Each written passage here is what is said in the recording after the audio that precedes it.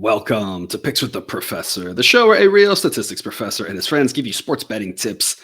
I am your host, Professor Sides. That's my actual job title and last name, which is part of the reason why the mathematical model that I've built to predict various sports outcomes is affectionately known as Sideline.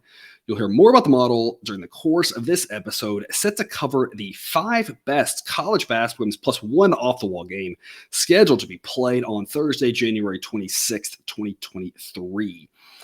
In case you're new here, check out the webpage on the banner. It's www.pickswiththeprofessor.com/new for some explanations and community rules. See the Google Sheet for Sideline's projections on every single game. The model also has a graded pick on each and every game, but because there are no locks in gambling, Sideline parses picks into 3 categories: loves, likes, and leans. That is A, B, and C grades. There are 2 different ways to get picks, either via Patreon or Black Book Sports. Mostly just depends on what you're looking for. Hopefully we have a package built for your needs, whether that's early access to model projections, ad-free shows, instant access to picks, and or the Discord chat, which is the best place to get questions answered about these or other games. Don't forget that the results for all recommended picks, the ones in this show, the Model A grade plays, and the plays of the day, can be found both on BetStamp, Black Book Sports, and the Google Sheet. All links are in the show description. But as always, take what you like and leave the rest. Lastly, please understand that good and bad variance will occur. So as much as we'd like to say we'll be profitable each and every day, that is an impossible reality for any gambler. Cousin Jared, nice to have you back on, giving Jake a day off to rest his vocal cords and just enjoy college basketball without having the stress of is he nailing the games, you know? Yeah, I mean, but is this really stressful? I mean, we just come on here and we just kind of talk about sports, which is what we'd be doing anyway. So I'm glad that I can give him a break, but I'm sure he secretly misses it. It's probably true. It's like we talked about the Discord. We have a lot of fun over there, and we do talk about other sports, and there's people who give out recommended picks. It's a lot of fun. But we joked at the whole time that this Discord is mostly just like half the time it's just conversations that we would have via text. We just put it there for people to see, you know, our insights, our thoughts on things, and just like, hey, people might find this interesting. Let's put it out there. And that's kind of what it is. We're just talking about sports. You know, it's a good life. It's a good life. Yeah. It's definitely, the Discord has been one of the I would say unexpected pleasant things that has come out of all of this. That Discord is just really exciting and a fun thing to be a part of. It absolutely is. And we'll talk about that here real quick. But before we get to that, some reminders, please hit that like button if you're on YouTube. Also, if you aren't yet, please consider subscribing or following. It's free. If you turn on notifications, you won't miss any of the college basketball, MLB, or college football content that this channel provides. That Patreon, that's the place to get access to that Discord chat. If you want to join us over there, lots of good benefits over on Patreon. Again, $3 per month, you just play the day. And for another $2, you can get that Discord chat access along with all of the model picks. And for $5 more a month, you get those ad-free shows and immediate access to all of the recommendations. Go to www.patreon.com/pickswiththeprofessor for more details. But even if you're not there, we're still thrilled to have you here. Because Jared, let's get to it. All lines courtesy of that unnamed domestic sports book that maybe one day I'll sponsor, so we can tell you what it is. You can figure it out. If you go to BetStamp, it's not. I just don't feel like saying their name until they decide to become an official partner. Right? That's my dream in all this, is just to be able to say so and so, the official partner of Picks with the Professor. Like I think if we get there, we will know we've made it. So if any of you watching this is influential enough in your company to want to become the official partner with us, then hit us up. Yes, please. All right. Again, all these lines current here as the time of this recording on Wednesday, about 5 p.m. Central. Yet again, no day games on Thursday because life is sad sometimes. It's the one thing again, baseball's got figured out at least. But only one game we're going to talk about here at this 6 p.m. Central slot. There are a lot of good games on Thursday, and you definitely got a lot of quantity as well. But the early slate, the main focus here, Iowa at Michigan State. Michigan State is a 3-point home favorites. Sideline says 3.1. So the model thinks this is priced pretty well. Here's the thing. I just don't trust Iowa on the road. I think they're pretty good at home. I'm just and that isn't, they do have, I think they beat Rutgers maybe on the road. I think it was, they got a good road win. And they haven't always looked good at home, but like for the most part, they play pretty well at home. They don't play as well on the road. Michigan State's kind of the same thing. Like they play better at home. Most college teams do. It's a good home court advantage. To me, this is just if this game's in Iowa City, I feel very different about it. But being here at Michigan State, I'm going to lay the 3 with the Spartans. Total's 147.5. Model says 150, but as we talk about every time we talk about Iowa, the total is just how many threes does Iowa make? And you can play it if you want. It's just, I found I don't really care for playing Iowa totals because it's not about how you read the game. It's not about the pace. It's only about are they hitting threes. And That's kind of a variable thing. So I'm staying away from the total, just going to focus on Sparty -3. Cousin Jared, what do you think?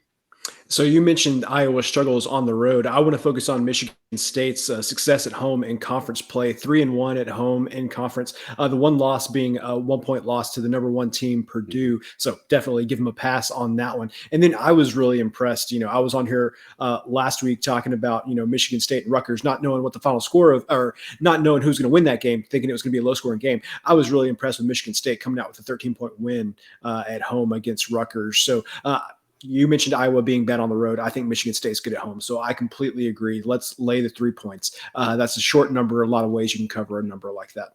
Absolutely. I always talk about 2 and 3 are such key numbers when you get to the low numbers, because at 3, the only common way that you're going to lose is if they win by 2. Again, 1-point wins happen, but aren't that common given the way the end of the game goes. And so when you only have one main way that you lose, you got to like your odds, right? Hopefully these 3s hang around. Again, when you look at it from a mathematical standpoint, a lot of the models would say a number around 3, but I think they're just missing the fact that in this situation, who it is, where it is, that type of thing.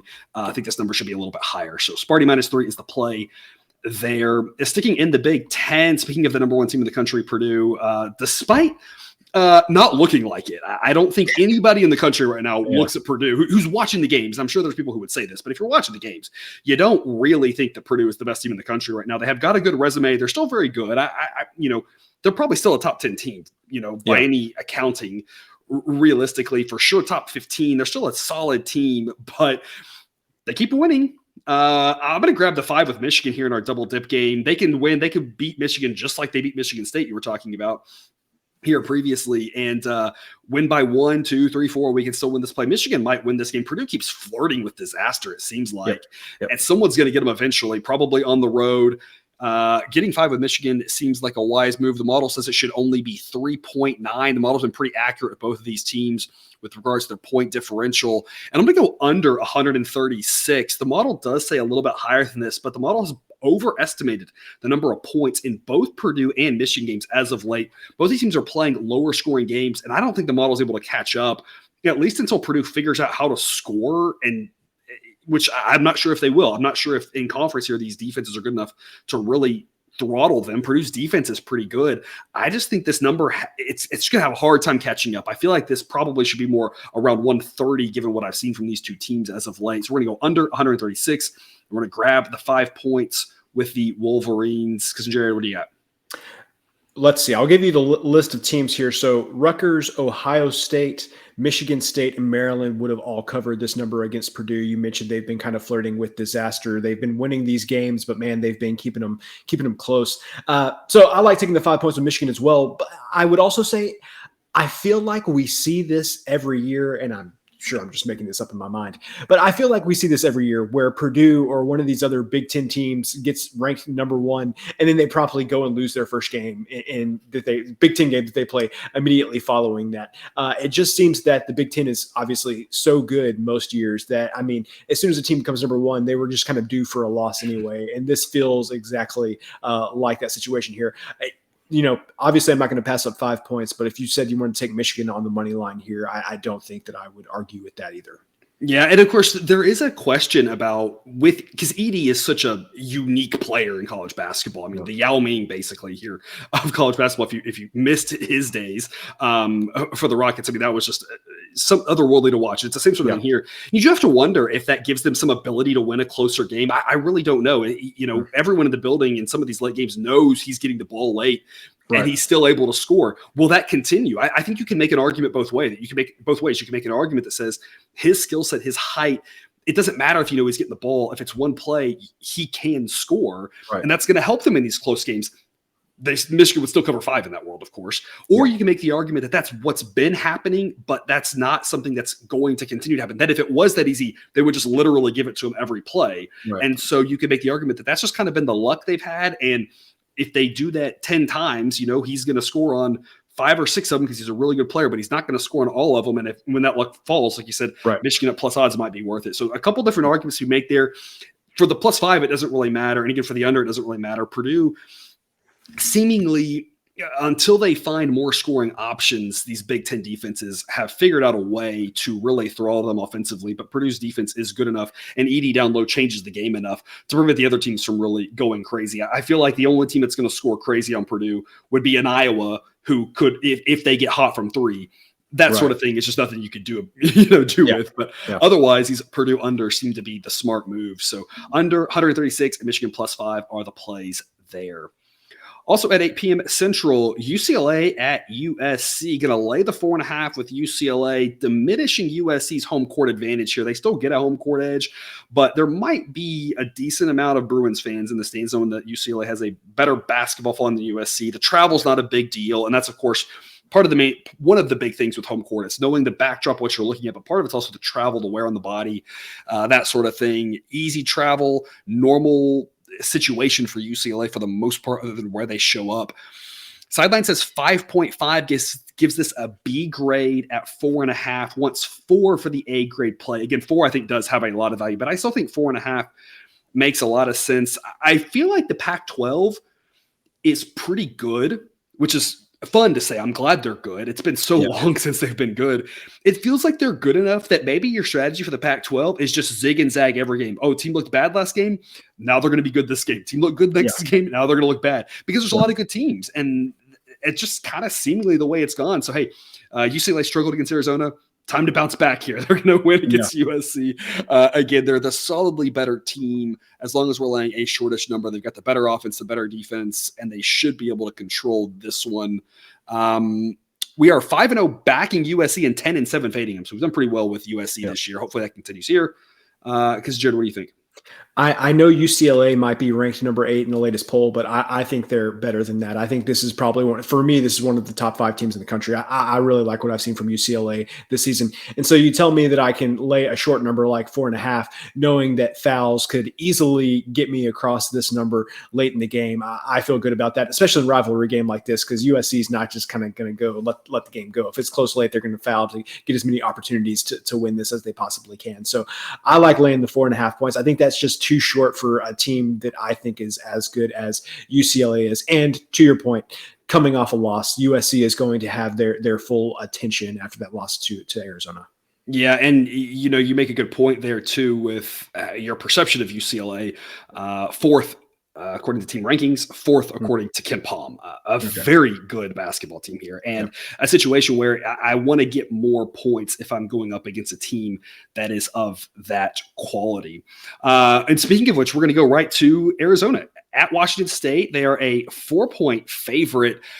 We're going to grab the 4th Washington State. It's an A grade play according to the model. Arizona's the better team, but the key difference when you look at this win versus UCLA is that Arizona's had some wins, but they just don't project quite as well as UCLA does. I talked about where UCLA was in those rankings. Team rankings has Arizona at 12th, and Ken Palm has Arizona at 16th. And so I know Arizona won that game, but I mentioned at the time that felt like a game that Arizona wins at home. They lose the game at UCLA. We'll see if that happens later on down the road. But what should be a good contest, this Washington State team, I think better than people realize, getting 4 points is an A grade play. Model says it should be 2.8. The model has actually underestimated Washington State and overestimated Arizona in the last month. So it's playing a little bit of catch up here in downgrading Arizona and upgrading Washington State. Washington State's got a real good chance to pull this off. I like getting points. I think they got a shot on the money line here. My zigzag theory holds here. Let's see. And see if Arizona struggles after a big win last weekend. Cousin Jared, tell us your questions about this game. I mean, my question was, why is Washington State only getting 4 points in this game? It feels like they should be getting a lot more than that. I know that Arizona has some questionable defense at times, but it feels like they were still quite a bit better. I will say, though, that I have learned my lesson for the most part when I see lines like this that I can't explain. Usually it doesn't go well for me if I say you should lay the 4 points with Arizona. So I mentioned it with Michigan. Maybe I should mention it here. Maybe a money line play on Washington State is not the dumbest move here. And you could say, maybe even up until game time, this seems one to me that would move more in Arizona's favor. I mean, probably. As the casual bettor gets more money on this game, you have to think this number moves toward Arizona. It would have to be a lot of sharp money coming in on Washington State, I would think. So, as somebody who's been bit multiple times, going the opposite direction of what Sideline's saying here, maybe taking the money line with Washington State wouldn't be the dumbest play out there.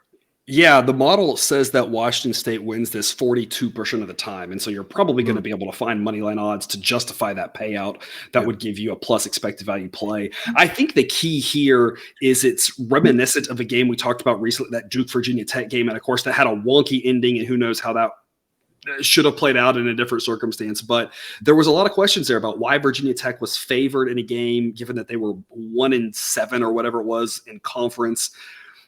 The difference between those two is that, and I was on Duke on that one, and we didn't quite get there with the plus points. The difference there is I was getting points with Duke here as opposed to having to lay points with Arizona, but I don't think it's drastically different. Arizona's a little bit better of a team than Duke, absolutely, but I think Washington State's a better team than Virginia Tech is. So I just think that one was confusing, but also in a, but I just don't trust Virginia Tech. I trust Washington State, and I know that sounds weird to say, given that Washington State is 9-12. I am well aware of that. But when you look through it, they struggled early on in the season. When you look at their first 5-ish games, I believe, like 3 of them just did not look good, but they kind of righted the ship. And when you look back, all of the losses are pretty understandable. Losing a road game to Hawaii, lost to Utah State, lost to, I can remember, some other like mid-majors, pretty solid team. A couple of the conference teams. They already beat Arizona once this year in Arizona. Now, I don't know if that necessarily means anything, but they've got more impressive victories. They did lose the last 2 this weekend. It's on the road. This is at home. And we talk about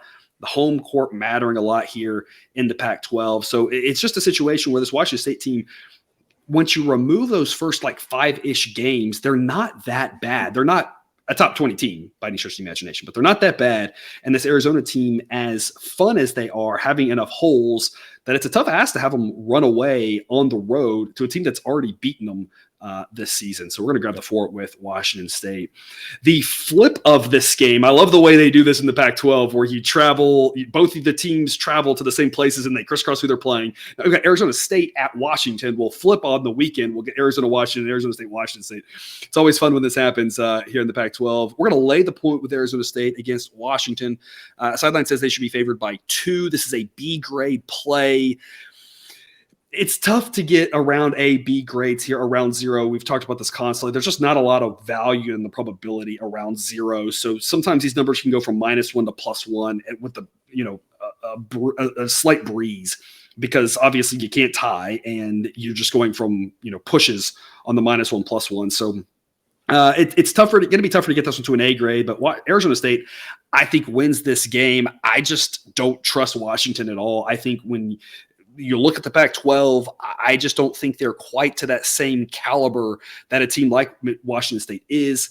Arizona State, I've liked watching them. I like what I've seen from them. I think they can go on the road and get the job done. We've been pretty spot on with both these teams over the last month with how they've projected according to the model.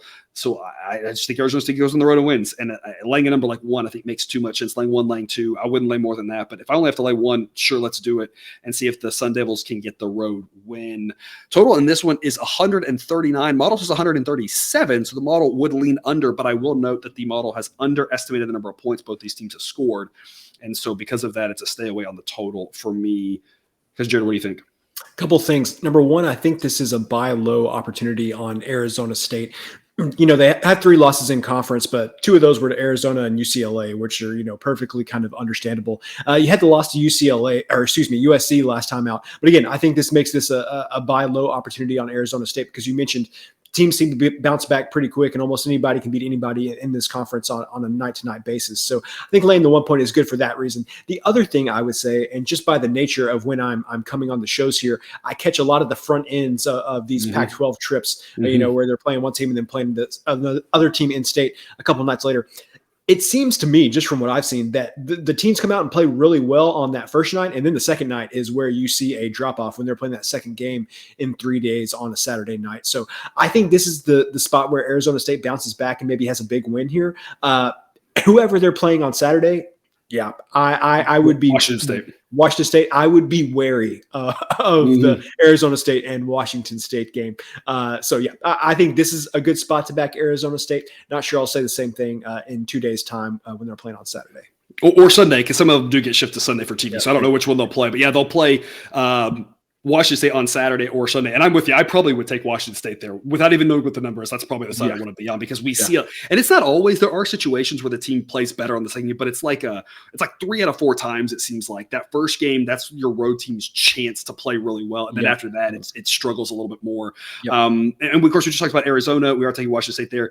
You have to imagine that Arizona at least gets a little bit of a bump the next game in playing Washington, playing a downgraded opponent. So at least that's what's in their favor for Arizona's matchup with Washington on Saturday or Sunday, whichever one it is, because the fact that then it's like, at least we're playing a weaker opponent. Arizona State's going to be in tough shape because they get the weaker opponent at first when their legs are fresh, and then they've got when they're tired a little bit out of sorts, playing the tougher opponent.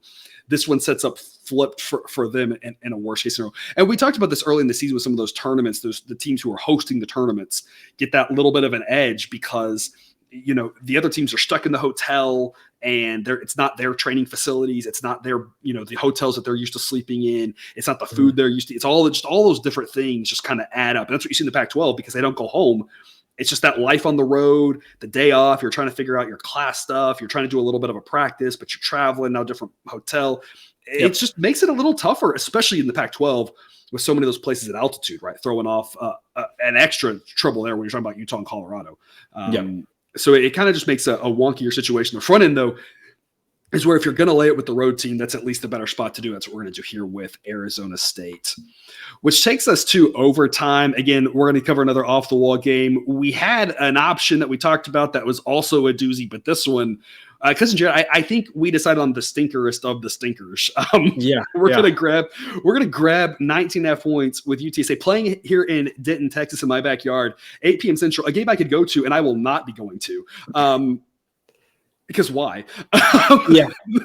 In North Texas, because Jared, I think you can talk a little bit more about this, really struggling to beat teams by a lot. They did kick the crap out of UTSA in San Antonio earlier in the season. However, that was again that North Texas was ahead by 1 point with about 13 minutes to go in the game. B shot 50% from the floor. UTSA shot about 30% from the floor. Both teams are shooting in the mid-40s. I don't expect that to continue. Seems like a value opportunity here to grab 19.5 points with UTSA. Model's been pretty spot on with both of them. Thinks that 18.5 is a better number. Because Jared, tell us more. Yeah, so I could also see how you could get a little enamored with North Texas after their victory over UAB last time out, beating UAB 63-52. So I could see how you could get a little bit carried away. But come on, people, how many years of evidence do we have now that like the style of game that North Texas plays is just not going to lend itself, to scoring very many points for either team, and number two, for blowing teams out. So you mentioned North Texas beat UTSA by about 24 points earlier this season. That would take their grand total of games they've won by more than 20 points to 2. They had one other game this season where they won by more than 20 points, and that was against Omaha, I believe. So I just, conference game, UTSA definitely going to be thinking, hey, we were right in this game with North Texas last time we played, right up until whatever, 10-minute mark in the second half, and then things kind of got out of control. There's just again, the way that North Texas plays, there's just no way that I see that game playing out like the last one did. And so, maybe North Texas win this game something like 60-50 or 65-55. But man, 20 points is just, 19.5. 19.5 points is just a lot of points in a game that's going to have the defense that North Texas is going to play. Yeah, and we always talk about that. The way I like to think about these games is that think about the ways the game could play out, and that builds what we call a distribution of games, right? And then what we see is one observation from that, but we all know that a game could go differently. Think about the national championship in football, right? That how bonkers of a game that was between Georgia and TCU. They could play that game 1,000 times, and that might be like the biggest blowout of the 1,000, right? Yeah. We just happen to see that one observation, but nobody would watch that game and say, well, if they played again, we should make Georgia a 40 or 50 or whatever point. I don't even know what stupid number they won by because we all stopped paying attention, right? No one would say that's what we expect to happen again, right? And we just say that's an outlier. Well, what we mean by that is if they were to play this a bunch of times, we kind of have a decent idea of what we think would happen. And then sometimes weird things happen one way or the other. And that's kind of what we're saying here. the first 35 minutes of that game or whatever, when North Texas was barely ahead on the road, that seems like on average what we're kind of expecting to happen. And UTSA just to hang around, probably lose, but it's just not the style of play to run away. What we happen to see in the last 7 minutes was that outlier wonkiness. That could happen again. There are no locks in gambling, but in general, it's not easy for North Texas in that style of basketball to win by that many points. And so because of that, we're going to grab the 19.5 with the Roadrunners. Meet, right? Yeah, I think that's what they say. Alrighty. That's all we've got then. All 6 games we're going to cover. Because Jared, any parting words? I know you're waiting for me to say how many days it is until the start of college football season, but you know what? I don't want to offend anybody. If you love college basketball, good for you. I'm glad that you love college basketball. So I will withhold my countdown to college football season for 1 week. Can we get a countdown to baseball season? I feel like that's what I'm looking for. Yeah, we can all guesstimate, I guess. I don't know how long it'll be. Let's say 100 days. Is it 100 days? That feels about right. I think it's probably closer than that, but whatever. It is what it is. We'll get there. We'll get there when we get there, I guess, right? Yeah. Oh, yeah. It may be like 60 days. It might be closer than I think. There you go. All right. Well, thanks for tuning in to this episode of Picks with the Professor. Don't forget to subscribe so you can enjoy all the sports betting content we've run on this channel. It's dropped right into your feed. Back with Jake again tomorrow for more college basketball betting tips. And until then, as always, best of luck. And remember, you can eat your betting money, but please don't bet your eating money.